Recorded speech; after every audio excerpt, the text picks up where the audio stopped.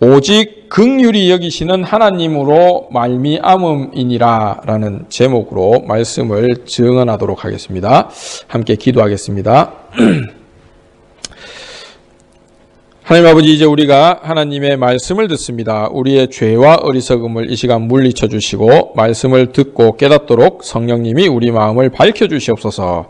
우리가 말씀을 들을 때 우리 소망을 피조물이 아니라 오직 그리스도께 두게 하소서. 예수님의 이름으로 기도드립니다. 아멘.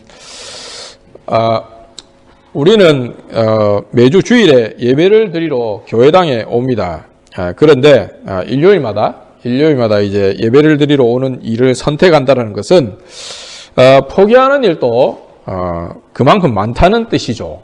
그렇지 않습니까? 일단 그 시간에 어디 날씨도 좋고 하면은 좋은데 놀러 가는 것을 포기해야 됩니다. 그리고 학생이라면은 어떻습니까?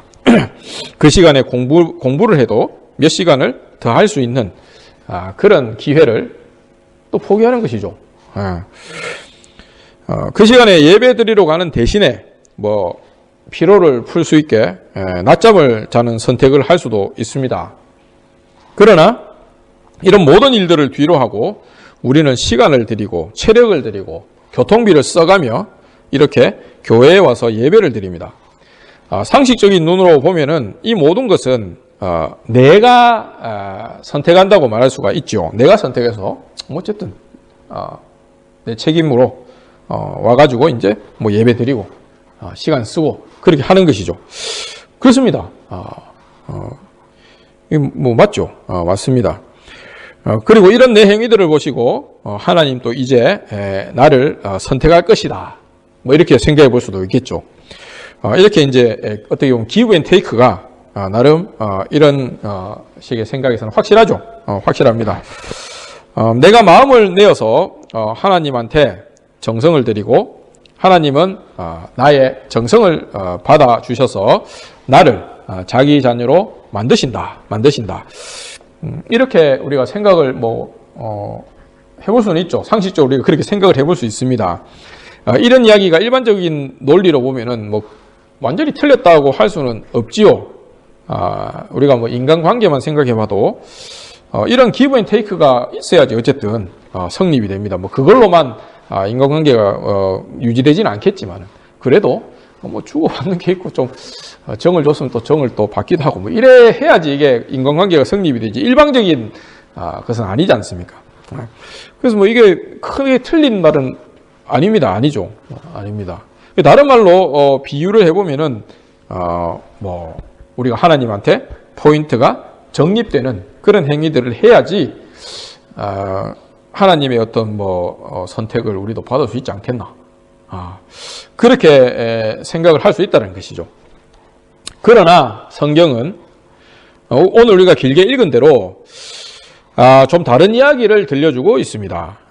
11절에 보면은 그 자식들이 아직 나지도 아니하고 무슨 선이나 악을 행하지도 아니한 때에 택하심을 따라 되는 하나님의 뜻이 행위로 말미암지 않고 오직 부르시는 이로 말미암아 서게 하려 하사. 이렇게 돼 있어요. 그래서 이 택하심을 따라 하나님의 뜻이 이루어지는데 이 택하심은 어떤 선이나 악을 행하는 것과는 관계가 없다고 합니다. 포인트가 적립되거나 빠지거나 하는 행위는 열심히 행하고 또 포인트를 잃는 행위는 또 하지 않고 이래가지고 플러스 마이너스에서 하나님께 선택을 받는 것이 아니라는 말이죠. 선을 행한다고 하나님의 택하심을 얻는 것도 아니고 악을 행한다고 하나님의 택하심이 비껴가는 것도 아니라는 것입니다. 이게 말은 쉽지만 굉장히 과격한 이야기죠. 과격한 이야기입니다. 일반적인 종교에서는 뭐라고 말합니까? 선한 일을 하고 악한 일을 하지 말라. 그래야 이제 신의 선택을 받고 그래야 된다. 이런 식의 이야기들을 하죠. 그래서 죽어서 좋은 곳 간다. 예를 들면 이렇게 말합니다. 그러나 성경의 하나님은 이게 안 그렇다는 거예요. 안 그렇다는 거예요. 바울이 그 증거로 내놓은 것이 무엇입니까? 요즘 우리가 자녀들을 권면하면서 살펴본 그 아브라함, 이삭 우리가 몇 주 전에 이야기를 쭉 하고 했는데요. 어떻습니까? 이 아브라함, 이삭, 야곱 집안에서 일어난 일들이죠. 우리가 예전에 아브라함과 사라 그리고 이삭에게 일어난 일들의 의미를 묵상했었습니다. 그리고 오늘 읽은 9장의 11절 12절을 보면은 바울은 야곱과 에서에게 일어난 일을 또 이제 이야기를 하고 있습니다. 야곱과 에서는 똑같이 이삭과 리브가에서 태어난 이 쌍둥이죠. 그래서 이제 DNA로 보자면은 이 둘은 아무 차이가 없습니다. 육신을 따라서 이 둘을 평가하자면 동일한 평가를 내릴 수밖에 없어요. 능력도 비슷할 것이고 같은 집에 태어났으니까 환경도 비슷합니다. 그러나 야곱은 택하심을 입었고 에서는 택하심에 들지 못했습니다. 그래서 왜 야곱은 택하심을 입었고 에서는 그렇지 않았을까요? 야곱은 착한 일을 했고 에서는 악한 일을 행해서 그런 것일까요?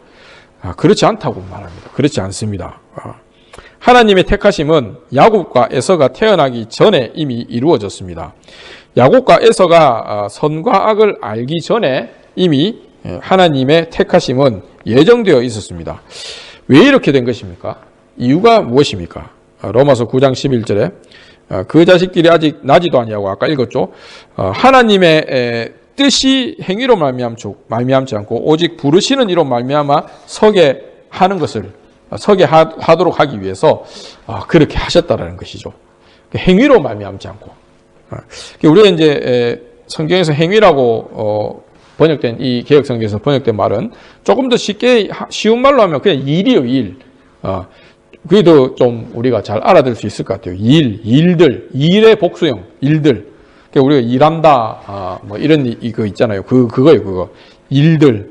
우리가 일에서 이제 하나님의 뜻이 우리의 일을 통해서 서지 않게 하려고 한다. 이런 의미죠.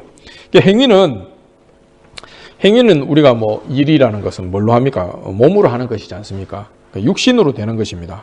육신이 없으면은 행위나 뭐 일이 생길 수가 없지요. 우리가 하는 모든 일, 모든 행위는 우리가 몸으로 하지 않습니까? 뭐 생각하고 뭐 이래 해도 결국 이제 손가락이라도 돌려야지, 마우스라도 클릭을 해야지 뭐가 되잖아요. 그래서 몸으로 하는 것이란 말이죠. 성경, 특히 신약 성경에서 육신이라는 것은 단지 생물학적인 몸만을 의미하는 게 아니라고 했습니다. 우리가 뭐 이야기는 몇 번 계속 이야기를 했었죠. 사람이 몸으로 하는 행위뿐만 아니라 뭐 생각과 욕망, 그리고 몸의 사회적, 문화적 지위, 뭐 이런 것을 모두 포괄하는 좀 넓은 개념이 어떻게 보면은 현실 그 자체를 좀 은유적으로 가리키는 것이 바로 이제 육신이라고 이야기를 했습니다. 그렇다면은 왜 행위가 문제일까요? 왜 행위가 문제일까요? 하나님의 뜻은 왜 행위로 말미암지 않는 것일까요?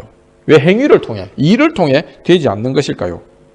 하나님이 사람의 행위, 사람이 이룬 일을 보시고 사람을 택하신다면 사람은 육신을 믿고 의지하게 되기 때문입니다. 사람은 자기가 믿고 의지하는 것을 반드시 자랑하게 되어 있습니다. 육신을 믿고 의지하는 사람은 육신을 자랑합니다. 어떤 것을 믿고 의지하는 것 자체는 나쁜 일이 아니죠. 자랑하는 것도 그 자체로 나쁜 행동이라고는 볼 수 없습니다. 우리가 뭐 저번에도 이야기했지만 자본주의라는 것이 우리가 이제 고도로 발달된 이런 자본주의라는 것은, 특별히 서비스업이라는 것은 얼마나 잘 자랑을 하느냐에 따라서 경제적인 이득이 왔다 갔다 하지 않습니까? 광고가 중요하죠, 항상. 그래서 뭐 그거 자체가 뭐 굉장히 나쁜 일이다, 그렇게 볼 수는 없지요. 그러나 믿고 의지할 만하지 않는 것을 믿고 의지한다면은, 그리고 자랑한다면 그 믿음은 헛된 것이 되죠. 자랑할 만하지 않은 것을 자랑하는 것 역시 헛된 일입니다. 육신을 의지하고 자랑하는 사람은 헛된 것을 붙들고 있는 사람이죠. 육신은, 그리고 육신에 속한 일과 행위는 우리를 구원할 수가 없습니다. 그런데 하나님을 모르면 어떤 사람도 육신을 의지하고 자랑하는 데서 벗어날 수가 없다는 게 문제입니다. 그렇지 않습니까? 우리가 갖고 있는 것, 우리가 처음에 딱 받아 나와서 뭐 말이 좀 이상하지만 우리 인생의 초기 자본 같은 것이 엄마한테서 받은 이 몸이잖아요, 몸. 요걸로 다 시작하지 않습니까? 나오자마자 이제 공짜로 우리 부모님이 내한테 옷도 입혀주고 밥도 먹여주고 그래서 이제 어느 순간 되면 우리가 스스로 이제 내 옷도 내 몸에 걸쳐야 되고 그래 되잖아요. 그래서 이거밖에 없기 때문에 우리가 아는 거라야 가진 거라야 요거밖에 없기 때문에 요거를 소중히 여기고 자랑하는 데서 벗어날 수가 없어요, 사람이. 그렇습니다. 그러나 문제는 육신의 자랑이라는 것은 항상 비교와 경쟁을 거쳐야 가능하다는 사실이죠. 누가복음 18장에서 바리새인은 하나님께 감사를 하는데 사실은 감사의 모양을 한 자랑을 합니다. 누가복음 18장 11절. 우리가 이거 몇 번 또 읽고 뭐 이야기를 했는데 한번 제가 읽어보겠습니다. 바리새인은 서서 따로 기도하여 이르되 하나님이여 나는 다른 사람들 곧 토색, 불의, 간음을 하는 자들과 같지 아니하고 이 세리와도 같지 아니함을 감사하나이다. 이렇게 이야기해요. 하나님 앞에서. 그러니까 이 바리새인의 자랑은 어디서 온다고 했습니까? 어디서 온다고 했습니까? 내가 저 사람들보다 같지 않다. 저 인간들은 같지 않은 인간들이다. 요 포지션에서 이 사람의 감사와 자랑이 있는 거죠. 그거를 감사하고 있단 말이에요. 내가 같지 않게 여길 수 있는 만한 사람들이 굉장히 많은 것. 내가 이렇게 위에서 이렇게 내려다볼 수 있고 멸시하고 혐오할 수 있는 사람들이 굉장히 많은 것. 그리고 마음껏 혐오해도 되는 그런 자리에 내가 있는 것. 이런 것이 이 바리새인의 감사 제목이었어요. 감사 제목. 그래서 이게 이제 전형적으로 이제 예수님이 그래서 이게 어마어마하게 이 바리새인들을 뭐라 하지 않습니까? 오히려 야 세리가 더 낫다 하나님 앞에서. 세리는 지가 죄인인 줄 안다. 그러니까 회개라도 하지. 근데 이 바리새인 이거는 똑같이 하나님 앞에서 죄를 짓고 있는데 게다가 굉장히 큰 교만이라는 죄를 짓고 있는데 감사하고 있다 오히려. 그리고 자랑하고 있다 이거예요. 자기가 의로운 사람인 줄 안다 이거예요. 그래서 바리새인을 예수님이 어마어마하게 뭐라 합니다. 이 복음서에 보면은 사실은 뭐 한 반 이상의 내용이 바리새인들 뭐라 하는 내용인데 조금 과장 못해서 그렇습니다. 그래서 육신의 자랑은 이렇게 저 사람들과 같지 않다. 나는 저 사람들은 가짜는 사람들이다. 나와 가짜는 사람들이다. 이 같지 않다라는 것을 이게 벗어날 수가 없어요. 벗어날 수가 없어요. 모든 행위, 모든 일은 저 사람들과 같지 않음을 목표로 합니다. 아무리 겸손한 모양으로 자랑을 해도 여기서 벗어날 수가 없습니다. 저 사람들과 같지 않다는 말은 무슨 뜻입니까? 무슨 뜻입니까? 내가 먼저 된 사람이다. 내가 저 사람보다 위에 있다. 내가 으뜸이라는 뜻이죠. 육신의 자랑을 한마디로 요약하면 나는 먼저 된 자다입니다. 태어날 때부터 자랑거리를 타고나는 사람들이 있습니다. 전통적인 사회에서는 이제 잘 아시는 대로 맏아들, 장남, 이를 예로 들 수 있죠. 맏아들은 먼저 된 자. 어떤 자식들보다 더 우선권이 있고 아버지의 집안을 물려받는 사람입니다. 그래서 사실은 자랑거리도 있지만 또 책임져야 되고 해야 하는 것도 또 그와 더불어 많이 있죠. 그렇습니다. 맏아들은 태어날 때 이미 자랑거리를 받는 것이죠. 그리고 모든 사람은 자기가 사랑하는 사람들, 특히 자녀들에게 이렇게 자랑거리들을 물려주려고 합니다. 자기는 일을 하여 얻은 명예, 돈, 권력을 자기 자식들은 일 없이 일하지 않고도 얻도록 하려고 하죠. 하나님은 이런 자랑거리들을 많이 가진 사람들, 우리가 아까 찬양에서도 우리가 같이 찬양하고 있지만은 이런 자랑거리들을 많이 가진 사람들, 세상에서 먼저 되고 으뜸이 된 자들을 택하지 않겠다고 말씀하시는 것입니다. 그래서 하나님은 육신의 질서대로라면 먼저 된 자를 나중되게 하시고 나중된 자를 먼저 되게 하십니다. 로마서 9장 12절 리브가에게 이르시되 큰 자가 어린 자를 섬기리라 하셨으니 기록된 바 내가 야곱은 사랑하고 에서는 미워하심과 같으니라 이렇게 이야기해요. 그래서 이제 이게 근데 막 하나님이 기계적으로 이제 부자들은 구원 안 하고 재산이 없어야 구원한다 이런 이야기는 아니라고 했는데 이게 또 이래 알아들으면 안 돼요 이게. 우리가 저번에 이야기는 길게 했는데 그런 이야기는 아니라고 했죠. 그게 아닙니다. 뭐 그거는 우리가 또 다시 또 이야기하지는 않도록 하겠습니다. 그렇다면 이렇게 육신의 질서와 등급을 무시하는 하나님은 불의한 하나님입니까? 불의한 하나님입니까? 로마서 9장 14절에 그런즉 우리가 무슨 말을 하리요? 하나님께 불의가 있느냐? 그럴 수 없느니라. 이렇게 이야기해요. 바울이. 분명히 이게 사람의 눈으로 보면 이게 불의한 것 같은데 바울은 이렇게 이야기를 한단 말이죠. 그렇다면 하나님이 사람을 택하시는 기준은 무엇일까요? 15절에 모세에게 이르시되 내가 긍휼히 여길 자, 불쌍히 여길 자를 긍휼히 여기고 불쌍히 여기고 불쌍히 여길 자를 자비롭게 여긴다. 자비롭게 여길 자를 또 자비롭게 여기리라 하셨으니 이렇게 되어 있어요. 그런즉 원하는 자로 말미암은 것도 아니요. 내가 원한다고 막 하나님이 내를 선택하는 것도 아니란 것이죠. 그리고 다른 복지를 하는 자로 말미암은 것도 아니요. 오직 긍휼히 여기시는 하나님이므로 말미암음이라. 이렇게 이야기를 합니다. 하나님께서 긍휼히 여기셔서 택하시겠다는 뜻이죠. 이렇게 하나님의 긍휼을 거부하고 자기가 이룬 업적으로 하나님께 택함을 받으려고 시도해 볼 수는 있습니다. 그러니까 이게 불공평하단 말이에요. 아니 왜 그냥 선택하냐 말이에요. 하나님이 택하냐 말이에요. 그러니까 공평하게 공정하게 뭐를 했느냐에 따라서 뭐 얼마나 이루었냐의 업적에 따라서 그 업적과 뭐 어떤 그런 공적에 따라서 성취한 거에 따라서 우리가 하나님 택하려면 택하도록 하자. 불공평하지 않느냐 이게 공정하지 않다 이거예요. 그렇게 우리가 시도를 해볼 수는 있습니다. 해볼 수는 있어요. 그러면 이제 하나님이 그래? 이러면서 이제 내가 원하는 대로 또 기준을 그렇게 딱 만들어 주세요. 그래? 그걸로 해보려고? 그래, 오케이. 그럼 뭐냐? 그럼 그렇다. 네가 원하는 대로 해줄게. 이러면서 이제 그 기준을 딱 제시하는데 대신에 긍휼 없는 심판하시지만은 긍휼 없이 나를 대하십니다. 그러니까 자비와 은혜를 싹 빼고 오케이, 네가 한 일 한번 보자. 다 갖고 나와봐라. 이래가 이제 그 하나님이 나를 판단하고 심판하신단 말이죠. 아무것도 봐주는 것 없이 내가 행한 것으로만 나를 심판하면 나는 하나님의 나라에 들어갈 수 없다는 판단을 받을 수밖에 없어요. 그렇지 않습니까? 그 내 자랑거리들은 하나님께 유효한 포인트가 아니기 때문입니다. 왜 유효한 포인트가 아니냐면은 이미 다 하나님은 가지셨고 이미 다 온 세상의 것이 다 하나님 건데 내가 뭘 만들어 하나님한테 보탠다고 해가지고 그게 하나님한테 큰 무슨 도움이 되겠습니까? 그렇잖아요. 그러니까 그런 거 싹 빼고 긍휼과 은혜와 자비 이런 거 싹 빼고 그래 오케이 그럼 네가 한 일로만 내가 심판해 줄게 나오면은 그 기준을 넘어설 육신이 없습니다. 사람이 없어요. 제 아무리 무슨 대단한 성인군자라고 하더라도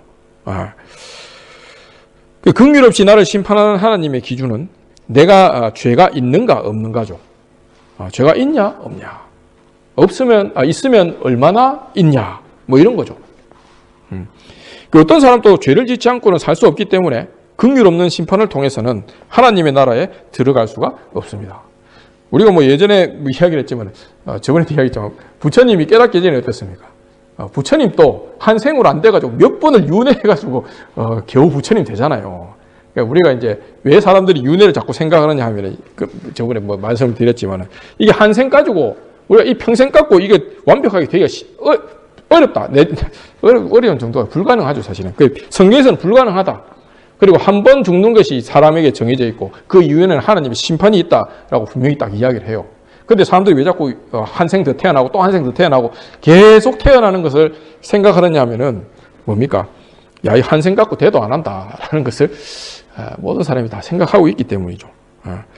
그래서 이제 아무리 좋은 깨달음이 있어봐도 죄가 문제입니다.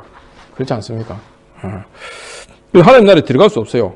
그러면 죄를 왜 심판하느냐 이런 이야기면 야, 니는 그러면 이때까지 살면서 너 판단으로 죄와 의를 나누고 너 평생 그렇게 살았지 않느냐 라고 하나님 이야기하면 우리 또 할 말이 없어지죠.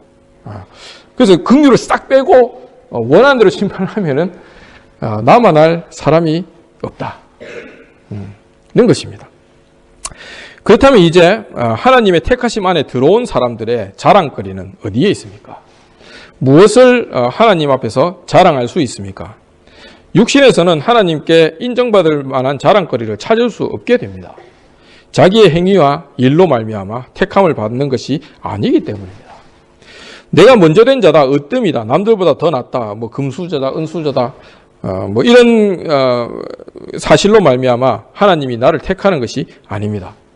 내가 한평생 착한 일을 하고 살았어요. 이런 걸로 나를 택하신 것이 아니란 말이죠. 그렇기에 이 모든 것은 나의 자랑이 될 수 없습니다. 자랑이 되지 않는다는 말은 믿고 의지하지도 않는다는 말이죠.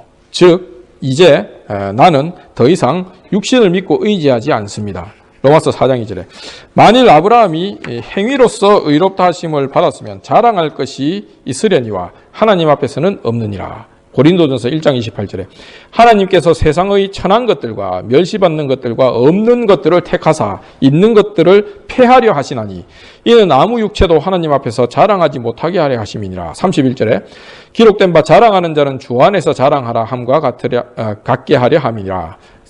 고린도서 3장 21절에 그런즉 누구든지 사람을 자랑하지 말라 만물이 다 너희 것임이라. 야고보서 1장 9절로 넘어가 보겠습니다. 낮은 형제는 자기의 높음을 자랑하고 부한 자는 자기의 낮아짐을 자랑할지니 이는 그가 풀의 꽃과 같이 지나감이라. 그리고 바울은 에베소서 2장에서 이렇게 말씀하고 있습니다. 너희는 그 은혜에 인하여, 은혜, 긍휼, 이게 다 잡이 같아요. 너희는 그 은혜에 의하여 믿음으로 말미암아 구원을 받았으니 이것은 너희에게서 난 것이 아니요 하나님의 선물이라. 행위에서 난 것이 아니니 이는 누구든지 자랑하지 못하게 함이라. 이렇게 되어 있습니다. 하나님은 어떻게 사람을 대하십니까? 어떻게 사람을 대하십니까? 그렇다면 우리가 어떻게 사람을 대한다고 말할 수가 있겠습니까? 로마서 9장 17절에 성경이 바로에게 이르시되 내가 이 일을 위하여 너를 세웠으니 곧 너로 말미암아 내 능력을 보이고 내 이름이 온 땅에 전파되게 하려 함이라 하셨으니 그런즉 하나님께서 하고자 하시는 자를 긍휼히 여기시고 하고자 하시는 자를 완악하게 하시느니라. 이렇게 되어 있어요. 이제 육신을 따라 보자면은 이런 하나님은 좀 불공정하고 불의해 보이죠.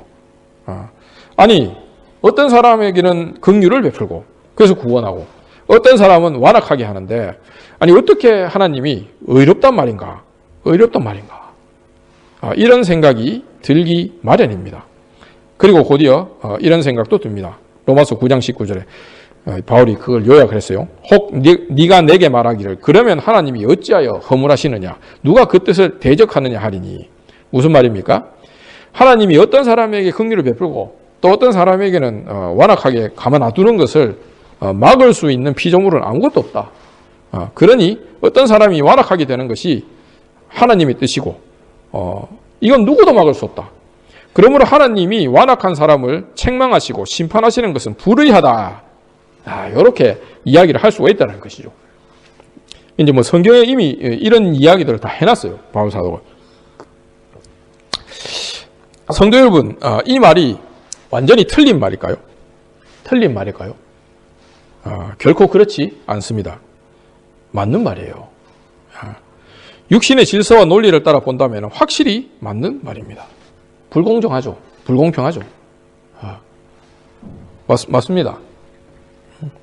지금도 여전히 많은 사람이 이런 논리를 따라 하나님을 불의하다, 불공정하다고 말하고 있습니다. 그렇다면 하나님이 이런 사람들의 반박을 듣고 맞네. 아이고 들어보니까 내가 좀 불공정하긴 한 것 같다. 이렇게 생각해가지고 마음을 바꿔서 긍휼을 따라 택하시는 것을 포기한다면 아이고 그러면 안 되겠네. 그래, 그러면 능력대로 하자. 뭐 죄를 좀 적게 짓고 잘 산 것 그대로 해보자 한번. 그렇게 해보자. 이렇게 한다면 어떻게 될까요? 먼저 되고 으뜸이고 귀하고 사람들의 숭배를 받는 것, 즉 육신의 자랑을 택하심의 기준으로 삼는다면 어떻게 될까요?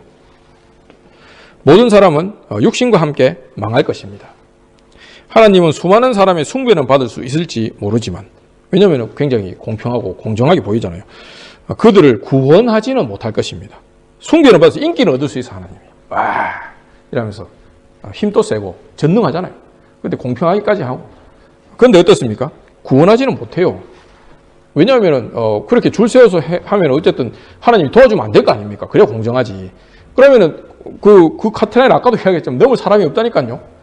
그러면 이게 구원하지는 못해, 사람들을. 사람들은 평생을 하나님을 숭배하며 살다가 결국 멸망에 이를 것입니다. 살 때는 이렇게 야, 우리 하나님 너무 아름답다. 너무 논리적이고 공정하다. 이렇게 찬양하면서 살겠지만은 구원은 못 받아요, 대신에. 살 때는 좋은데 그 이후에는 보장이 안 되죠. 육신으로는 하나님의 생명, 영생에 이룰 수 없기 때문입니다. 썩어짐에 굴복하지 않을 육신은 존재하지 않기 때문입니다. 그러니 어떻습니까? 어떤 사람에게는 긍휼을 베풀고 어떤 사람에게는 긍휼을 베풀지 않는 것은 불의하다는 반박을 듣지 않기 위해서 하나님이 사람의 행위, 사람의 일을 택하심의 기준으로 삼는다면 모든 사람은 망하게 됩니다. 택함을 그냥 이렇게 그 커트라인을 넘어설 사람이 없어요. 예. 왜냐하면 우리가 사는 세상을 한번 보십시오. 사실은 이 세상에 하나님이 명시적으로 이 세상을 다스리는 식으로 개입하지는 않지 않습니까? 사람들이 사람의 힘과 능력과 지혜로 이 세상을 이끌어가고 있는 것을 하나님은 이렇게 사람이 하는 대로 또 놔두시면서 또 필요하시면 개입을 하시고 하시지만은 전반적으로는 이 사람의 이 일들이 어떻게 보면 이 세상을 지금 만들어가고 있는데 한번 보십시오. 최고의 지혜와 최고의 지식으로 모든 사람이 이 세상을 열심히 경영하려고 하지만은 우리가 잘 아는데도 지금 또 많은 사람들이 죽어가고 서로를 증오하고 죽이고 있지 않습니까? 이거 안 돼요. 그래서 지금도 안 되는데 앞으로 또 되겠습니까? 옛날에도 안 됐고. 그래서 이 상황을 사람이 극복할 수가 없어요. 우리가 그렇다고 해가지고 모든 것을 내어놓고 그냥 내일 죽으니까 오늘 먹고 즐기고 대충 그래 살자 이래 해서는 안 되겠지만 그것도 그리 하라는 이야기는 또 아니라고 했죠. 이것도 예전에 한참 이야기를 했습니다. 그래서 넘어가도록 하겠습니다. 어쨌든 모든 사람은 그래 되면은 망하게 되는 것입니다. 하나님은 사람들에게 숭배와 칭찬만 받을 수 있게 되겠지만 좋다 이러면서 칭찬만 받을 수 있게 되겠지만 그렇게 자기를 숭배하고 칭찬하는 사람들조차 멸망의 길에서 건질 수 없게 되는 것입니다. 그렇다면 어느 하나님이 더 낫습니까? 어느 하나님이 더 낫습니까? 육신의 질서와 논리를 따라서는 비난할 거리가 있지만 긍휼을 따라 택하시는 하나님이 더 낫습니까? 아니면 논리적으로 딱딱 설명이 되고 모든 사람을 깔끔하게 납득시키지만 어떤 사람도 구원할 수 없는 하나님이 더 낫습니까? 그리스도인인 우리의 대답은 당연히 전자이죠. 후자, 즉 이성의 한계 안에서 움직이고 결정하는 하나님은 우리의 이성은 기쁘게 할 수 있을지 몰라도 우리 영혼을 궁극적으로 기쁘게 할 수는 없습니다. 그래서 이제 많은 사람들이 이런 하나님을 성경에 적혀 있는 이런 하나님의 모습을 보고 이런 하나님의 이렇게 그걸 보고 하나님은 없다라고 결론을 내리죠. 그렇지 않습니까? 야, 이렇게 불공평하고 이래 이상한 하나님은 하나님일 수 없다라고 결론을 내립니다. 왜냐? 이런 게 어디 있어 이게? 사람도 이래 안 하겠다. 이렇게 생각하죠. 그러니까 이런 하나님은 없다라고 결론을 내리는 것은 왜 그렇습니까? 자기 안에 하나님이라면 요로 하다라는 어떤 상이 이미 딱 들어가 있죠. 자기가 이미 생각하는 하나님 상이 있단 말이에요. 그런데 거기에 보니까 성경에 나오는 그 하나님이 일치하지가 않거든요. 그냥 하나님 없다라고 딱 결론을 내리고 이제 마음 편하게 사는 거죠. 그런데 여기에 논리의 비약이 있다고 저번에도 말씀을 드렸습니다. 내가 생각하는 그런 어떤 존재와 뭐가 일치하지 않는다고 그 존재가 반드시 없다고 결론 내리는 것은 사실은 논리적이지도 않죠. 그러니까 성경의 하나님이 마음에 안 들 수는 있지만 우리가 그래서 그런 하나님이 없다 하고 마음 편하게 사는 것은 이게 논리적으로도 그렇게 정합적인 결정이 아닙니다. 그렇지 않습니까? 그러니까 이미 이런 어떤 자기 나름대로는 이렇게 논리적이라고 생각하는 그런 결정들도 그 안에는 빵꾸가 나 있다는 거죠. 그래서 이제 어느 쪽 빵꾸를 더 크게 생각할 거냐 하는 것이 우리가 또 그리스도인이 되기 전에 심사숙고해서 한번 생각을 해보고 결정을 해야 되는 문제입니다. 근데 우리는 뭐 당연히 하나님, 이 긍휼을 따라 택하신 하나님이 좀 이상해 보여도, 이쪽 이 하나님이 있는 것이 오히려 세상을 구원한다는 입장에서는, 더, 논리적이고 더 설득력이 있다고 생각해서, 어떻게 보면 그리스도인이 된 거죠. 근데 이런 어떻게 선택조차도 사실은, 우리가 하나님 선택한 것 같지만, 하나님께서 우리를 선택하셨다는 게 오늘 이 바울사도의 이야기입니다. 여러분들이 내가 뭐 이렇게 해가지고 뭐 이렇게 뭐 어쩌다 보니까 뭐 이래 뭐 하고 뭐 저쩌고 이래 돼가지고 뭐 이 자리에 어쨌든 뭐 지금 와서 우리가 함께 하나님 말씀을 묵상하고 하는 것도 하나님이 여러분들을 선택해서 이 자리로 이끄셨을 가능성이 굉장히 농후하다는 거죠. 그래서 아까 우리가 뭐 찬양 시간에도 하고 또 우리 로마서 읽은 데도 하지만 어떻습니까? 우리가 태어나기 이전에 우리의 행동들을 거슬러 올라가면 뭐예요? 내가 오늘 여기 온 거는 뭐 네덜란드에 왔기 때문이고, 네덜란드에 왔는 이유는 내가 또 한국에서 태어나서 거기서 또 교육받았기 때문에, 또 내가 한국에서 교육받고 한 거는 또 우리 엄마 아빠가 한국 사람이고, 우리 엄마 아빠가 한국 사람인 이유는 또 우리 조상이 또 한국 사람이고, 이거 쭉 거슬러 올라가면은 어디까지 올라갈 수 있어요? 세상이 처음 그렇게 연쇄적으로 내 존재를 갖다가 연쇄적으로 이렇게 고리를 물어서 계속 올라가다 보면 어디까지 올라갑니까? 세상이 처음 생긴 그 날, 그 시초까지 거슬러 올라갈 수 있잖아요. 근데 그러니까 그 시초가 있었기 때문에 지금의 내가 있는 거잖아요. 어떻게 보면 물고 올라가면은. 그런데 하나님은 그렇게 그런 어떤 연결 고리를 따라서 뭔가 인간관계를 타고 나를 선택한 게 아니고 그 이전에 창세 전에 그 인간관계와 별도로 나를 택하셨다는 거죠. 그게 이제 이 바울사도의 큰 중요한 이야기 중에 하나입니다. 그래서 그 인과관계들은 다 일들로 맺어져 있잖아요. 엄마 아빠가 나를 낳은 일, 또 내가 자란 일, 나를 또 이렇게 크게 성장하게 한 사람들의 일들 이런 것들이 다 모여가지고 어떻게 보면 나라는 존재가 지금 형성되어 있는데 그 일들을 통해서가 아니라 그 일들 밖에서 하나님은 선택을 하셨다는 거예요. 이게 이제 큰 신비입니다. 논리적으로 해명이 안 되는 신비란 말이죠. 그래서 이게 이제 우리의 이야기입니다.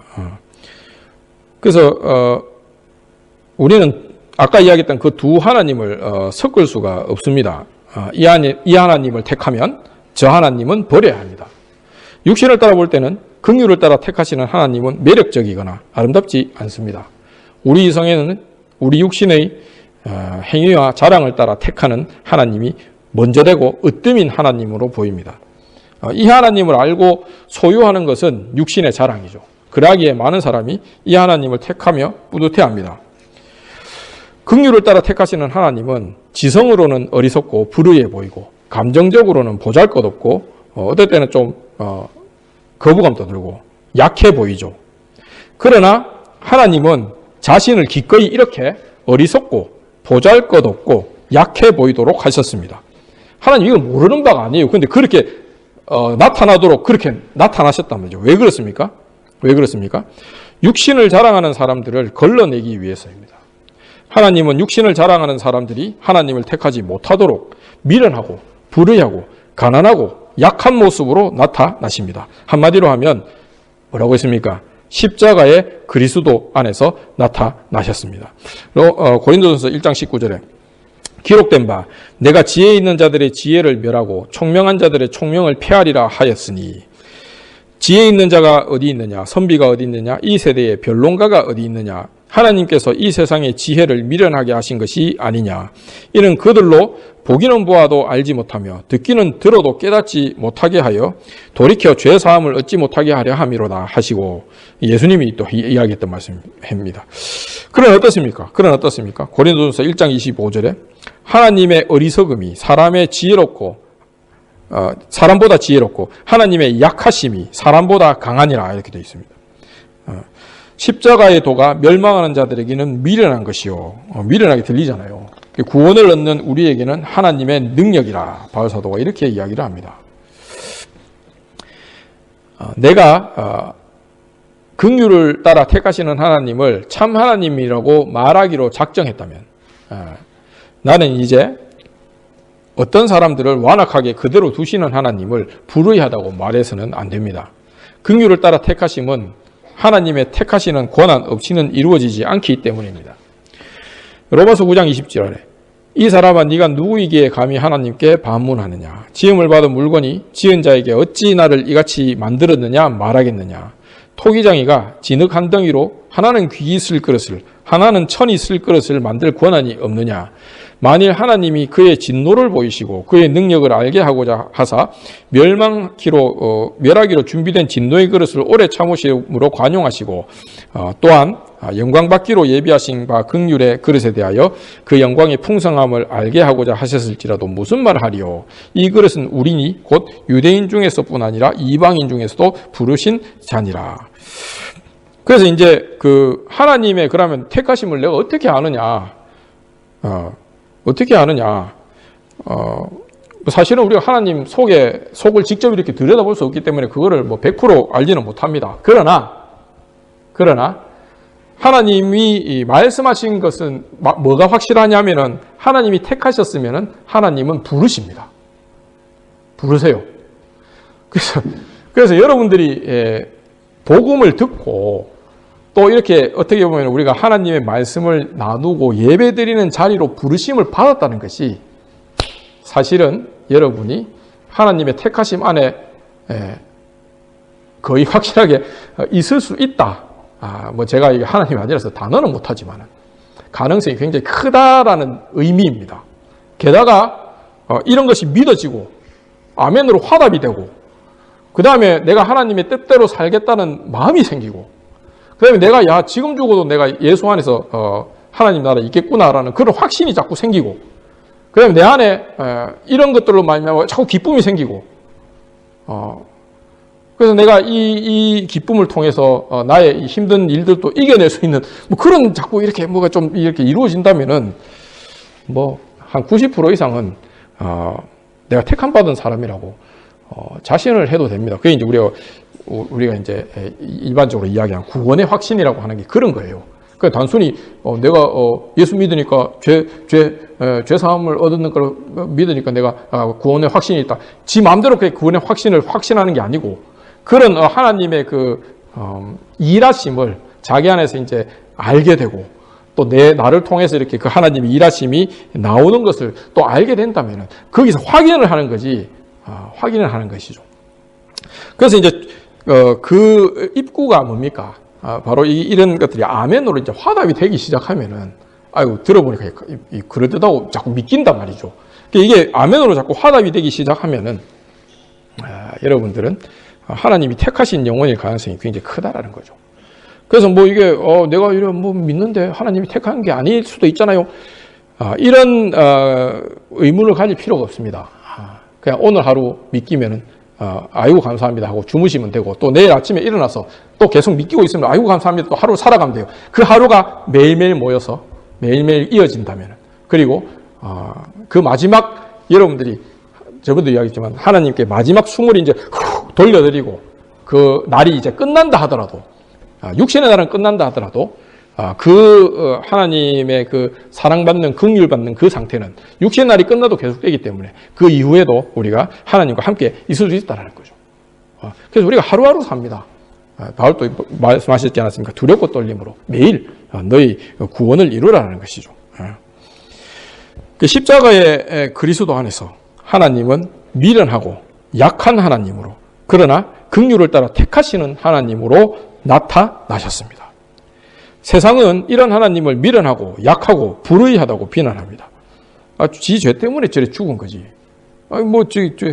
하나님이 저주받은 자가 죽는다라는 그 나무에 매달려가 그 율법으로 그 저주받는 죽음, 그런 죽음을 죽었는데 지 죄 때문에 죽은 거지. 뭐 이렇게 다 비난을 하죠.